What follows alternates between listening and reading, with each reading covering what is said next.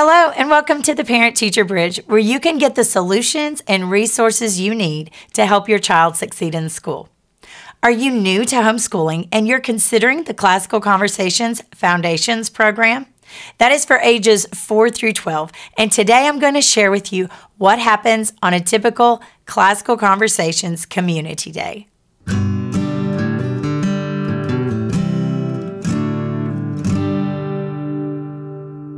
Now, once in their classes, the children are going to do several things. They're going to go over the new week's memory work with their tutor. They're going to have presentation. They may even have a snack with that. They always do a science experiment, and they always have a time for the arts. Usually at the end of their time, they will play games and do different activities to review the previous week's memory work. And when I say previous weeks, I mean like all the previous weeks. So that's where the fun games come into play. Before I go into details, if you would like a PDF of my family's weekly CC plan, go to theparentteacherbridge.com/CC week. You can find a link in the description below. Number 1, let's talk about the new memory work. Now, you are going to know what each week's memory work is because it's included in the Foundations Guide that you purchased when you joined the Classical Conversations program. The tutor will go over any new material for the week once the children get to class. And this may last anywhere from 20 to 30 minutes. It will involve some repetition. If there's younger children in class, it will involve some chanting, singing, maybe standing up, sitting down, just using their bodies and getting the children as involved as possible. Now, the tutor will have this memory work written on the board in several different sections, and that is math, Latin, English, history, science, and geography. So they also get to work with some maps as well. Number 2, presentation. Now, this doesn't always come immediately after the new memory work. Different communities divide their times in different ways. But your child will have a chance to present something to the class, and it's only for about 2 minutes. The children can bring a prop and share something and talk about it. It's a lot like show and tell, or they may just choose to stand up and tell about something they've experienced lately, or a special trip they took, or a person that's special to them. And it gives a chance for the other children to listen attentively, to think about questions they can ask, and it gives a chance for all the kids to build their confidence skills. I've certainly seen children grow so much over that course of the 24 weeks. Some communities use the time during presentations or immediately after to allow their children to have a small snack. So not only may you decide to pack lunch on a CC Community Day, you might also include a small snack for your child to have as well. Hi parents, is your child struggling to read or even hates to read and nothing you have tried has worked? Get my free guide, 5 quick tips to immediately help your struggling reader. I'm going to show you the simple tricks that I've used for years to successfully improve children's reading and their confidence in reading. It's easy, it's simple, and it's free. Just go to theparentteacherbridge.com/reading help. You can find that link in the description below. Number 3, the arts. So what I like about CC is that there will be different 6-week periods that focus on different arts. And sometimes that is the child brings a tin whistle for 6 weeks and they learn some basic music theory.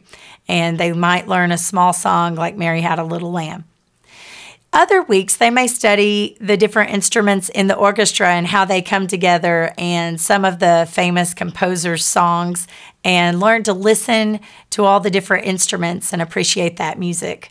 Other times, they may learn how to draw or paint in the style of a particular artist. Now, the tutor may decide to send that work home with the children after they have completed their painting or their drawing, or they may choose to save back a few of those for the end of the year program. Number 4, science experiment. So during some of the time, that 9 to 12 o'clock time period, your child will have a chance to participate in a science experiment.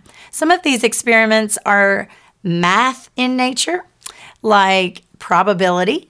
Some of them are physics in nature, like they may test out how a ball rolls down a ramp or something like that. Some of them are actually dissecting in nature, like the week that you dissect an owl pellet. The children really loved that.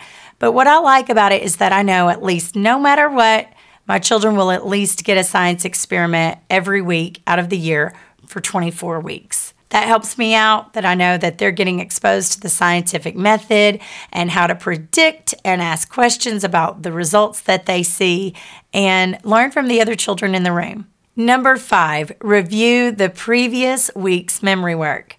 Now, that means they're going to review any week that came prior to that current week. I've seen classes play Jeopardy games.